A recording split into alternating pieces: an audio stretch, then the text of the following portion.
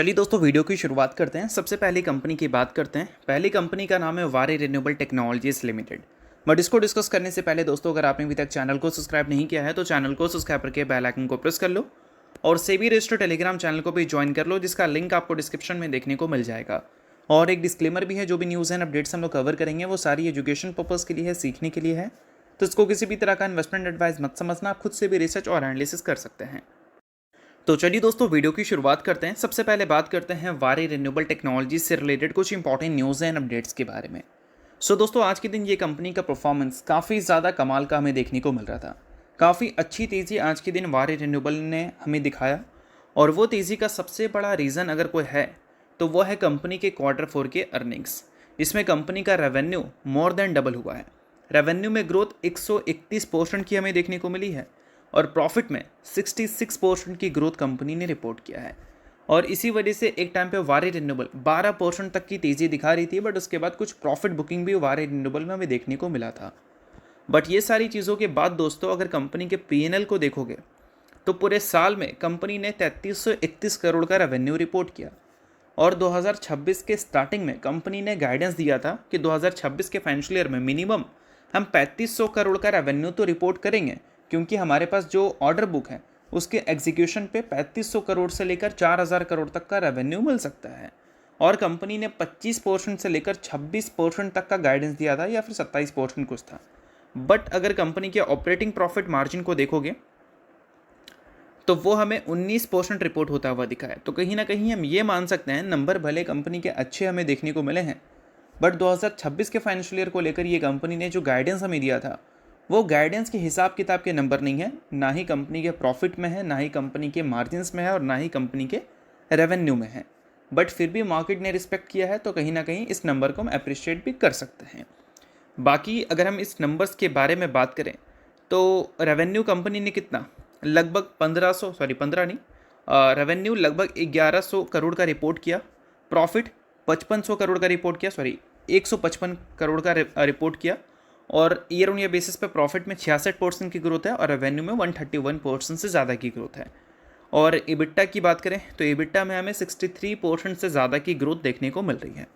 और EBITDA margin year on year basis पे 7.7% से गिरता हुआ दिखा है। अगर बेसिस पॉइंट्स में बात करें तो 776 बेसिस पॉइंट से ईयर ऑन ईयर बेसिस पे गिरा है। बाकी इन सारी चीज़ों के बाद अगर हम बात करें कंपनी के अनएग्जीक्यूटेड ऑर्डर बुक के बारे में, तो वो अभी हमें 2.83 गीगावाट की देखने को मिल रहे हैं, जिसकी एक्सपेक्टेशंस ये हैं कि अगले 12 से 15 महीनों में इसकी एग्जीक्यूशंस कंपनी कर देगी। और बिडिंग पाइपलाइन कंटिन्यू कंपनी का मोमेंटम गेन कर रहा है और एक्सपैंड हो चुका है 36 गीगावाट तक। यानी कि 36 गीगावाट की पाइपलाइन पे कंपनी बिड करने का पोटेंशियल रखती है। बिड करने के बाद कंपनी को अच्छे ऑर्डर्स मिलेंगे, तो ऑब्वियस सी बात है कि कंपनी के 2.8 गीगावाट की जो अनएग्जीक्यूटेड ऑर्डर बुक है वो और भी ज़्यादा आगे चलकर बढ़ेंगे, जिसकी एग्जीक्यूशन टाइमलाइन 12 से 15 महीना तक 12 से 15 महीना ही सेम नहीं रहेगा, वो टाइमलाइन इंक्रीज़ हो जाएगा। बाकी जितनी भी खबर है वो वारी एनर्जी से रिलेटेड बिजनेस की खबर है, तो ये सारी चीज़ों को आप नो डाउट नोट करके चल सकते हैं।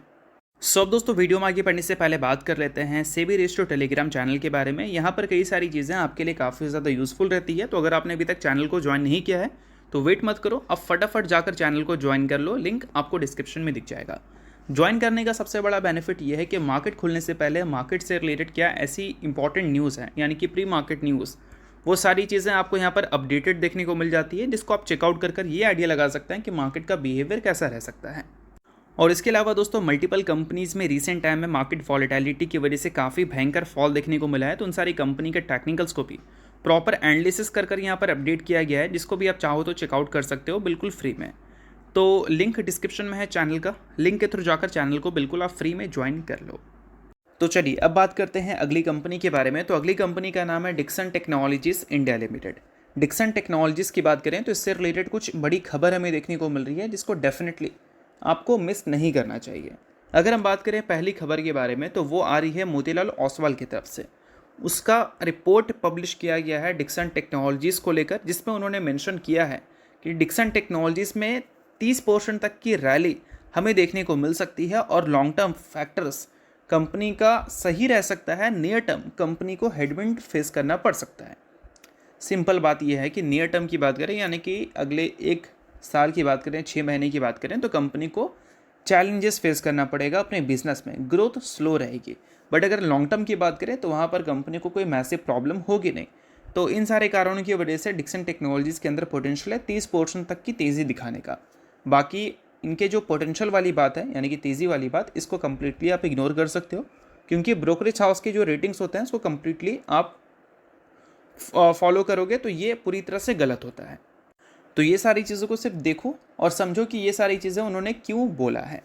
बाकी मोतीलाल ओसवाल ने ये भी बताया है कि नियर टर्म की अगर हम बात करें तो मार्जिन्स प्रेशर भी देखने को मिल सकती है डिक्सन टेक्नोलॉजीज़ में। मार्जिन्स प्रेशर क्यों देखने को मिल सकती है? क्योंकि इंडिया के स्मार्टफोन मार्केट सेल्स की बात करें तो 2026 का जो पहला 9 हफ्ता रहा है वो मार्केट सेल्स 9% से गिर कर रिपोर्ट हुआ है। अब इसका सबसे बड़ा कारण क्या है? 100% से ज़्यादा की तेज़ी दिखना मेमोरी के प्राइजेस में, और इस वजह से स्मार्टफोन्स के जो प्राइजेस हैं वो पहले के कंपैरिजन में बढ़ चुके हैं। और जो नए स्मार्टफोन्स लॉन्च हो रहे हैं उसमें कंपनीज़ वो लेवल का रैम प्रोवाइड नहीं कर पा रही है जैसा पहले प्रोवाइड किया करती थी। तो इस वजह से लोग उसको लेना भी अवॉइड कर रहे हैं। तो अल्टीमेटली स्मार्टफोन के मार्केट में एक अच्छी स्लो डाउन की एक्सपेक्टेशन है नियर टर्म में, जब तक ये रैम के प्राइजेस हमें बढ़ते ही दिखेंगे। अब दोस्तों ये चीज़ें मैं क्यों बता रहा हूँ? क्योंकि डिक्सन टेक्नोलॉजीज़ का अभी जो रेवेन्यू आप देखते हो उसका 80% से ज़्यादा स्मार्टफोन्स मैन्युफैक्चरिंग से ही आता है।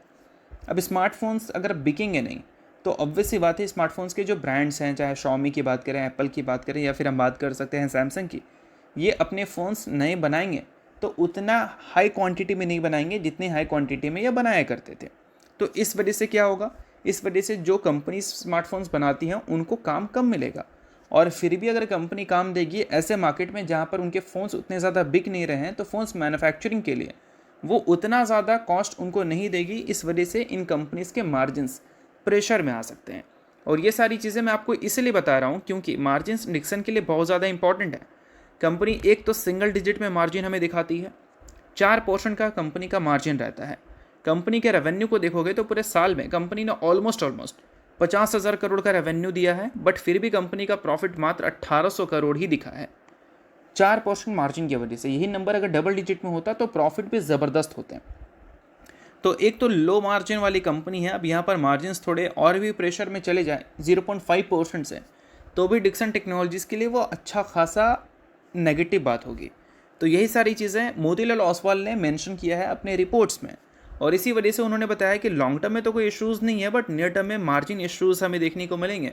और साथ में हेडविंड सिचुएशंस भी हैं, क्योंकि इंडिया के स्मार्टफोन मार्केट उतनी तेज़ी से ग्रो नहीं कर पा रहे। इनफैक्ट ग्रोथ तो छोड़ो, इस बार ईयर ऑन ईयर बेसिस पे डी ग्रोथ रिपोर्ट हो गया है। इसी वजह से स्मार्टफोन्स मैन्युफैक्चरिंग कंपनीज थोड़े चैलेंजेस फेस करने वाली है नियर टर्म में। बाकी ये दोस्तों, अगर आपने अभी तक सेबी रेस्टो टेलीग्राम चैनल को ज्वाइन नहीं किया है तो उसको जाकर आप ज्वाइन कर लो। उसका लिंक आपको डिस्क्रिप्शन में दिख जाएगा। लिंक के थ्रू जाकर बिल्कुल फ्री में ज्वाइन कर सकते हैं। यहाँ पर कॉल्स वगैरह बिल्कुल फ्री में मिलता है, जिसको भी चाहो तो आप चेकआउट कर सकते हो। तो चलिए अब बात करते हैं अगली कंपनी के बारे में। तो दोस्तों अगली कंपनी का नाम है LIC, life insurance corporation of India, जिसने रिसेंटली 5% की तेजी दिखाई थी। कंपनी ने 1:1 के रेशियो में बोनस दिया था। जब से कंपनी का लिस्टिंग हुआ है तब से लेकर अब तक कभी भी कंपनी ने बोनस दिया नहीं था। अब कंपनी पहली बार दे रही है। सो अगर आप इस कंपनी के इन्वेस्टर हो तो इस चीज़ को आप नोट डाउन कर सकते हो, और अगर आप कंपनी के इन्वेस्टर नहीं हो तो आप इग्नोर भी कर सकते हो। न्यूज़ थी इस वजह से मैंने बता दिया, बाकी किसी भी तरह का रिकमेंडेशन नहीं है। तो होप करता हूँ ये वीडियो आपको अच्छा लगा होगा। और अच्छा लगा कीजिए, पहली बार सब्सक्राइब कीजिए। वीडियो के लिए बहुत बहुत शुक्रिया।